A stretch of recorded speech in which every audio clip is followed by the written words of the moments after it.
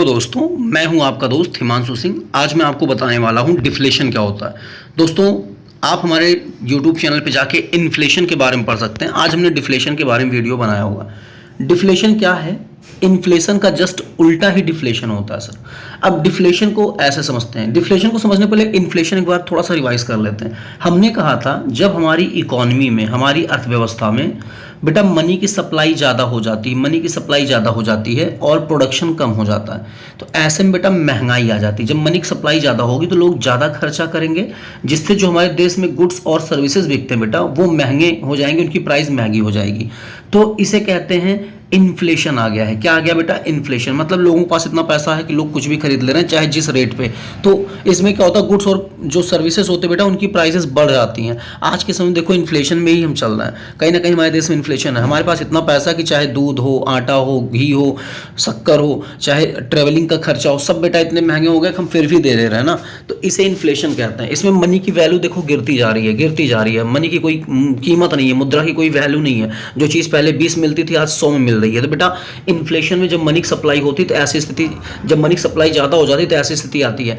या फिर प्रोडक्शन कम हो जाए। इन्फ्लेशन में दो तरीके से इन्फ्लेशन होता था, हमने कल बताया था। या तो मनी की सप्लाई ज़्यादा हो जाए या प्रोडक्शन कम हो जाए। अगर प्रोडक्शन कम हो गया तब भी जो प्रोड्यूसर्स हैं या सेलर्स हैं वो अपने माल को महंगा बेचेंगे, तब भी तो महंगाई आ जाएगी। तो बेटा इन्फ्लेशन का मतलब होता है प्राइस और गुड्स और सर्विस के प्राइस बढ़ने से और वैल्यू ऑफ मनी घटने से। तो बेटा इन्फ्लेशन दो तरीके से होता है, या तो मनी की सप्लाई ज़्यादा हो जाए या प्रोडक्शन कम हो जाए। तो ये हो गया इन्फ्लेशन का तरीका। अब इसी का उल्टा कर दो कि बेटा डिफ्लेशन हो जाएगा। इसी का उल्टा जस्ट क्या बन जाएगा? डिफ्लेशन। अब डिफ्लेशन भी दो तरीके से हो सकता है। कैसे? या तो हमारे देश में मनी की सप्लाई कम हो जाए या फिर प्रोडक्शन ज़्यादा हो जाए।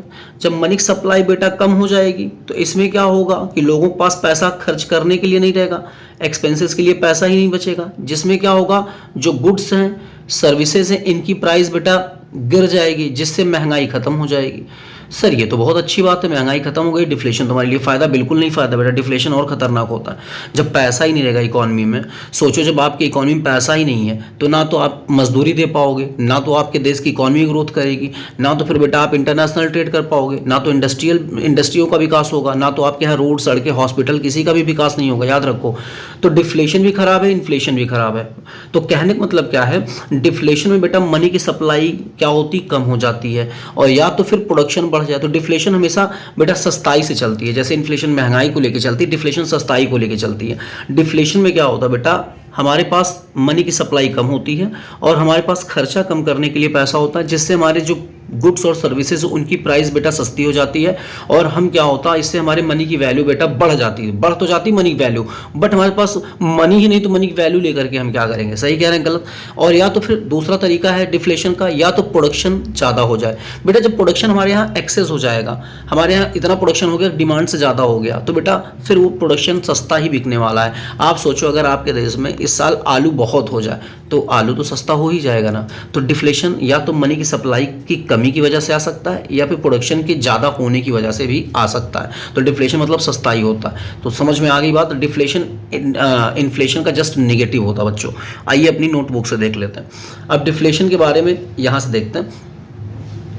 Deflation is a decline in the general price level often caused by a reduction in the supply of money or credit। हमने क्या कहा था बेटा, डिफ्लेशन में क्या होता है, जो महंगाई होती है, जनरल प्राइस लेवल, जो मूल्य होते हैं गुड्स और सर्विसेज बेटा वो डिक्लाइन हो जाते हैं, वो गिर जाते हैं। मैंने कहा था गिर जाते हैं। उसके बाद क्या होता है, इसमें जो कह रहा often caused by a reduction in the supply of money और क्रेडिट। अक्सर बेटा डिफ्लेशन तभी आता है, वो कह रहा है कि जब हमारे देश में मनी की सप्लाई या उधार देने में कमी आ जाती है, या मनी की सप्लाई कम हो जाए, या क्रेडिट या बैंकों द्वारा, सरकार द्वारा उधार देने की जो मनी है वो भी कम हो जाए। तो मनी की सप्लाई देश में नहीं होगी, जिससे डिफ्लेशन आ जाएगा। फिर कह रहा है, अगला टॉपिक कह रहा है आपसे, deflation in economic occurs when the overall price level of goods and services decreases such that the inflation are turn negative. कह रहा है डिफ्लेशन का मतलब हो, डिफ्लेशन इकोनॉमिक में तभी होता बेटा जब हमारे देश में जो प्राइस लेवल होता है, जो महंगाई स्तर होता है गुड्स और सर्विसेज का, वो घटने लगता है। तो इसे कहते हैं डिफ्लेशन। डिफ्लेशन हमेशा इन्फ्लेशन का नेगेटिव होता बेटा। डिफ्लेशन इन्फ्लेशन का नेगेटिव होता है, वही कह रहा है। तो समझ में आ गई बात बच्चों, आगे बढ़ते हैं। क्राउथर ने अपनी भाषा में कहा था, हमने कल क्राउथर का एक डेफिनेशन इन्फ्लेशन बताया था, उसी का जस्ट उल्टा यहाँ पर हम डिफ्लेशन बता रहे हैं। क्राउथर कहते हैं, क्राउथर क्या कहते हैं देखते हैं ध्यान से। क्राउथर कहते हैं कि deflation is a state, Crowther कह रहे हैं भाई डिफ्लेशन एक ऐसी स्थिति है, क्राउथर के शब्दों में पढ़िए ध्यान से, deflation is a state in which the value of money is rising prices और फॉलिंग। हमने क्या कहा, डिफ्लेशन में मनी की वैल्यू बेटा बढ़ जाती है बट महंगाई नहीं रहती है, क्योंकि हमारे पास पैसा ही नहीं खर्च करने के लिए, तो हमें चीज़ें सस्ती मिलती हैं। तो वही डिफ्लेशन में समझा रहे हैं कि डिफ्लेशन एक ऐसी स्थिति होती है जिसमें मनी की वैल्यू तो बढ़ती है, मनी की वैल्यू बढ़ती है बट महंगाई मतलब जो गुड्स और सर्विसेज के मूल्य हैं वो घटने लगते हैं। सर महंगाई कैसे बढ़ती है, सॉरी मनी की वैल्यू कैसे बढ़ती है, फिर समझा दीजिए। देखो बेटा, मान लो आपके पास मनी की सप्लाई कम हुई, आपकी इकॉनमी में मनी की सप्लाई कम हुई, मनी की सप्लाई कम हो गई, तो आपके पास खर्चा करने के लिए पैसे ही नहीं बचा आपके जेब में। अब जब पैसा ही नहीं बचा तो जो प्रोड्यूसर्स, उनको पता है कि किसी के पास पैसा है नहीं, तो प्रोड्यूसर भी माल सस्ता कर देगा, तो ये तो प्राइस और गुड्स डिक्रीज हो गए, गुड्स और सर्विस के प्राइस डिक्रीज हो गए। बट बेटा मनी है ही नहीं, तो मनी की वैल्यू हमेशा बनी रहेगी। अब समझ में आई बात? तो वही कह रहे हैं क्राउथर कि डिफ्लेशन में क्या होता है, मनी की वैल्यू गिर जाती है, सॉरी मनी की वैल्यू बढ़ती है बट जो गुड्स और सर्विसेज के मूल्य हैं, प्राइजेस, वो बेटा घट जाते हैं। वो डिफ्लेशन में समझा रहे हैं मीनिंग। तो यही जो मैंने इन्फ्लेशन में बताया था उसी का उल्टा क्राउथर का यहाँ डिफ्लेशन में आ गया। ठीक है, आइए आगे देखते हैं। कॉजेज ऑफ डिफ्लेशन, डिफ्लेशन बेटा किस कारण से होता है? हमने कहा था मनी की सप्लाई का कम होना या प्रोडक्शन का ज़्यादा होना। क्या कहा था? मनी की सप्लाई या तो कम होगी या तो बेटा प्रोडक्शन ज़्यादा होगी, इस वजह से डिफ्लेशन इकोनॉमी में आता है। तो आइए देखते हैं causes of deflation. Decrease in quantity of currency, बेटा वही कह रहा है कि देश में मुद्रा की पूर्ति जो है कम हो रही है, इससे डिफ्लेशन आ जाएगा। क्रेडिट कंट्रोल, अगर बेटा हमारे देश की जो बैंक हैं, सरकार ये उधार देना बंद कर दे लोगों को या कम दे रहे हैं, तो बेटा इससे भी डिफ्लेशन होगा, क्योंकि मनी की सप्लाई देश में हो ही नहीं रही, लोगों के पास पैसा ही नहीं आ पा रहा। एक्सेसिव पब्लिक डेट, अगर सरकार ने पब्लिक से ज़्यादा कर्जा ले लिया तो बेटा पब्लिक का पैसा सरकार के पास चला गया, तो पब्लिक के पास तो खर्च करने के लिए पैसा ही नहीं बचा, इससे भी डिफ्लेशन आ जाएगा। हैवी टैक्सेस, अगर सरकार बेटा टैक्स ज़्यादा ले रही पब्लिक से, तो पूरा का पूरा टैक्स के फॉर्म में बेटा गवर्नमेंट को पैसा चला जाएगा, जिससे गवर्नमेंट के पास पैसा होगा, पब्लिक के पास नहीं, तो यहाँ भी डिफ्लेशन की स्थिति बन जाएगी। Increase in availability of goods, हमने कहा था या तो प्रोडक्शन ज़्यादा हो जाए, तो वो ये वाली लाइन है, या तो बेटा देश में गुड्स इतना ज़्यादा हो गया जो कि कोई भी मतलब डिमांड से ज़्यादा गुड्स है, तो मतलब ये गुड्स सस्ता, आदमी कहता नहीं एकदम इतना ज़्यादा हो गया था कि कोई खरीद ही नहीं रहा था, पूछिए, तो वही वाली स्थिति अगर हो गई बेटा तब भी डिफ्लेशन देश में आ जाएगा। अब आगे बढ़ते हैं। इफेक्ट ऑफ डिफ्लेशन, बेटा देश में डिफ्लेशन का क्या प्रभाव पड़ सकता है? पहली बात कह रहा है effect on production and unemployment. बेटा हमारे देश में एक समय डिफ्लेशन हो, अगर डिफ्लेशन आ गया तो ना तो आपके पास पैसा होगा, ना तो आपके पास बेटा इंडस्ट्रीज होंगी, ना तो आपके पास कोई काम करने आएगा, क्योंकि मजदूरी ही नहीं दे पाओगे आप, तो बेटा इससे बेरोजगारी बढ़ जाएगी और प्रोडक्शन कम हो जाएगा, क्योंकि ना तो कोई रॉ मटेरियल ही आपको बेचेगा, पैसा ही नहीं है, ना तो इंडस्ट्रियों का कोई काम हो पाएगा, तो बेटा बेरोजगारी, प्रोडक्शन सब धीरे धीरे खत्म होने लगेगा, बेरोजगारी बढ़ जाएगी, माल नहीं बन पाएगा, एक समय के बाद आप बिल्कुल माल नहीं बना पाएंगे, क्योंकि देश में पैसा नहीं, खरीद ही नहीं पा रहे हैं आप, दूसरे देश से भी नहीं खरीद पा रहे हैं। लोअर वेजेस, आपके देश में मजदूरी बहुत गिर जाएगी। आपको याद है 40-50 साल पहले जब पैसा नहीं होता था तो लोग कहते थे कि हम 1 रुपया 2 रुपया पैसा पाते थे, 40 रुपया 20 रुपया पाते थे, क्यों? क्योंकि लोअर वेजेस उस समय, इसलिए कि बेटा देश में मनी थी ही नहीं या कम मनी थी। अब आता है डिस्करेजेस कंज्यूमर स्पेंडिंग, बेटा कंज्यूमर जो है, जो जैसे हम और आप हैं, हमारे अंदर घबराहट हो जाएगी, हम ज़्यादा खर्चा नहीं करेंगे क्योंकि पैसा ही नहीं है। अगर आज हमारे पास जो थोड़ा बहुत पैसा बचा, हम सोचेंगे कि अगर आज खर्च कर लेंगे तो कल को कहाँ जाएंगे, तो बेटा इसलिए हम डिस्करेज हो जाएंगे, हतोत्साहित हो जाएंगे। Increase real value of debt, बेटा याद रखना इन्फ्लेशन में जो लोन देता है, जो व्यक्ति लोन देता किसी को, जिसको लोन देते हैं हम उसे डेट कहते हैं, जो लोन देता है उसे क्रेडिटर कहते हैं, ये डेटर होते हैं। बेटा लोन देने वाले का घाटा होता था किसमें? इन्फ्लेशन में बेटा, लेकिन डिफ्लेशन में लोन देने वाले का फायदा होता है, क्रेडिटर का फायदा होता है। क्यों? क्योंकि डेटर पैसा लाएगा कहाँ से? इतना पैसा होता ही नहीं है, इतनी महंगाई हो, सॉरी इतना पैसे की कमी होती है डिफ्लेशन। बेटा इसको पैसे, इसके लिए पैसे बहुत ज़्यादा महंगे पड़ जाएंगे। बेटा इन्फ्लेशन में ध्यान सुनो, इन्फ्लेशन में इसको नुकसान होता है और डिफ्लेशन में इसको फायदा होता है, लोन देने वाले को फायदा। तो वही कह रहा है कि increase real value of debt, कर्जे की वैल्यू बढ़ जाए, क्योंकि डिफ्लेशन में पैसा ही नहीं होता बेटा, तो कर्जे की वैल्यू हमेशा बनी रहेगी।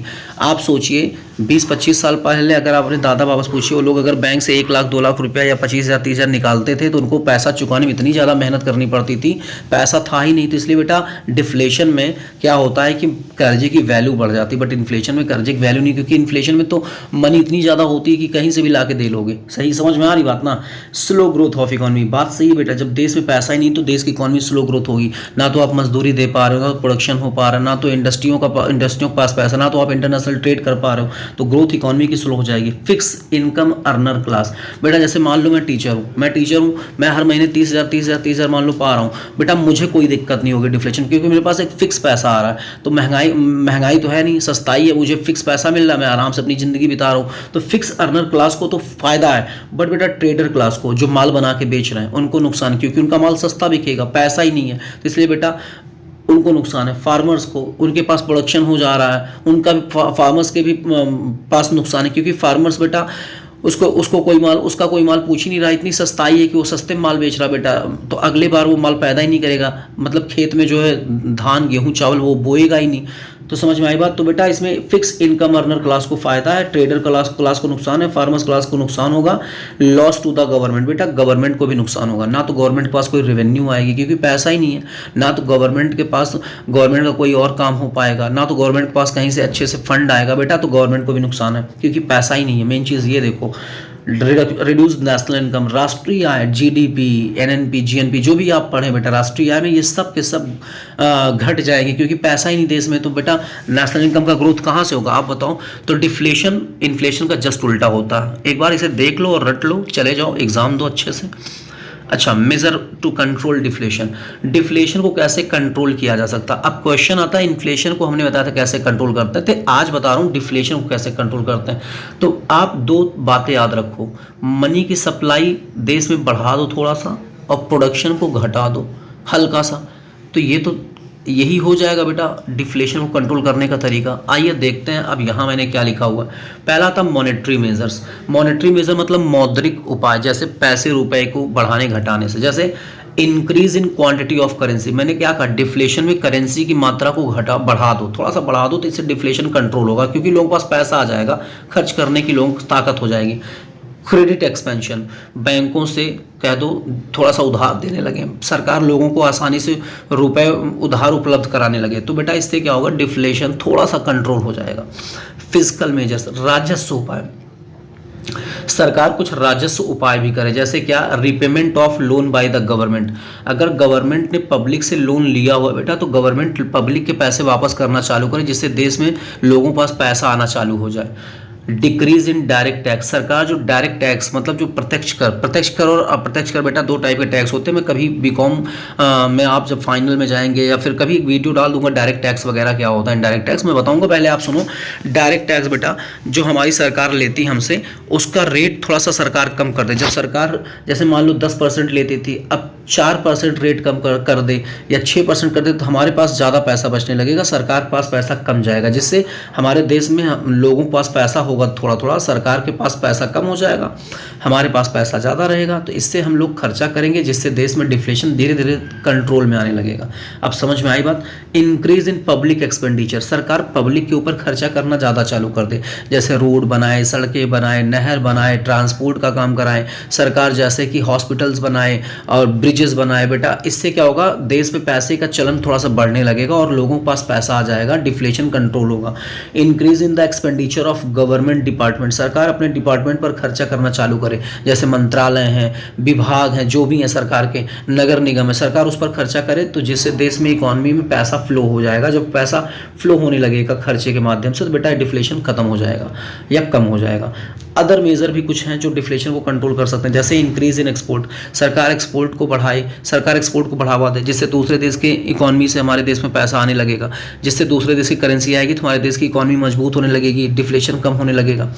डिक्रीज इन इंपोर्ट, सरकार एक्सपोर्ट ज़्यादा करे, इंपोर्ट कम करे, क्योंकि इंपोर्ट में हमारे देश का पैसा दूसरे देश को चला जाता है बेटा, तो इंपोर्ट कम करे तो डिफ्लेशन कंट्रोल होगा। प्राइस फिक्सेशन पॉलिसी, सरकार हर चीज़ों का मूल्य निर्धारित करे, जैसे क्या होता है कि भाई जब इतना कंपटीशन देश में, जब माल ज़्यादा बन जाता है तो प्रोड्यूसर लगते हैं सस्ते में बेचने। सरकार सब चीज़ का प्राइस फिक्स कर दे कि भाई अगर इतना होगा तो इतने में ही बिकेगा, इससे ज़्यादा नहीं बिकेगा। तो बेटा इससे भी डिफ्लेशन कंट्रोल हो जाएगा, पब्लिक को और प्रोड्यूसर को दोनों को फ़ायदा होगा। तो बेटा सरकार प्राइस फिक्स कर दे, डिफ्लेशन में ये फ़ायदा, डिफ्लेशन तभी कंट्रोल होगा। देखो आप आए दिन सरकार जब प्याज की कीमतें बढ़ती हैं या घटती तो सरकार आके इंटरफेयर कर देती है कि भाई इतना ज़्यादा प्राइस होना चाहिए, एमएसपी ये होना चाहिए, वो होना चाहिए। तो सरकार भी प्राइस अगर फिक्स करती है, कुछ भी करती है, तो बेटा इससे डिफ्लेशन कंट्रोल होगा, थोड़ा बहुत महंगाई कंट्रोल होगी, थोड़ी बहुत सस्ताई कंट्रोल हो जाएगी। एकदम मतलब कूड़े के भाव चीज़ नहीं बिकेगी, जिससे ट्रेडर को, फार्मर्स को नुकसान नहीं होगा। अब समझ में आई बात। Destruction of surplus production, sir ये हमारा टॉपिक क्या था अदर मेजर में, डिस्ट्रक्शन मतलब डिस्ट्रॉय कर दो, नष्ट कर दो जो सरप्लस प्रोडक्शन देश में हुए हैं, जिससे सस्ताई आ गई है, जिससे देश में डिफ्लेशन आ गया, उस प्रोडक्शन को नष्ट कर दो बेटा। सरप्लस एक्सेस प्रोडक्शन नष्ट हो जाएगा तो फिर डिमांड के हिसाब से सप्लाई हो जाएगी, नहीं तो डिमांड ज़्यादा सप्लाई है तो बेटा सस्ताई रहेगा, डिफ्लेशन रहेगा। जब एक्सेस प्रोडक्शन नष्ट हो जाएगा तो इसमें क्या होगा कि लोगों का फ़ायदा होगा, फिर क्या होगा देश में डिफ्लेशन धीरे धीरे कम होगा, फिर आराम से थोड़ा थोड़ा माल बनाओ और बेचो। तो बेटा ये होता है डिफ्लेशन, हमने ये बता दिया, आप लोग अच्छे से समझ लें, पढ़ लें डिफ्लेशन क्या होता है। तो हमने कहा था इन्फ्लेशन का जस्ट उल्टा डिफ्लेशन। इन्फ्लेशन में हमने बताया था, एक बार फिर से देख लो बेटा, जल्दी जाते थे रिवीजन कर लो और वीडियो लास्ट तक देखो, शेयर करो, सबको बताओ, सब्सक्राइब करें सब। देखो बेटा इन्फ्लेशन में हमने कहा था जब मनी की सप्लाई ज़्यादा हो जाती है और प्रोडक्शन कम हो जाता है, ये इन्फ्लेशन होता है। और जस्ट उल्टा डिफ्लेशन में जब मनी की सप्लाई कम होती है और प्रोडक्शन ज़्यादा हो जाता है। तो बेटा ये होता है, ये इन्फ्लेशन, ये डिफ्लेशन। थैंक यू मेरे बच्चों, मिलते हैं अगले वीडियो में।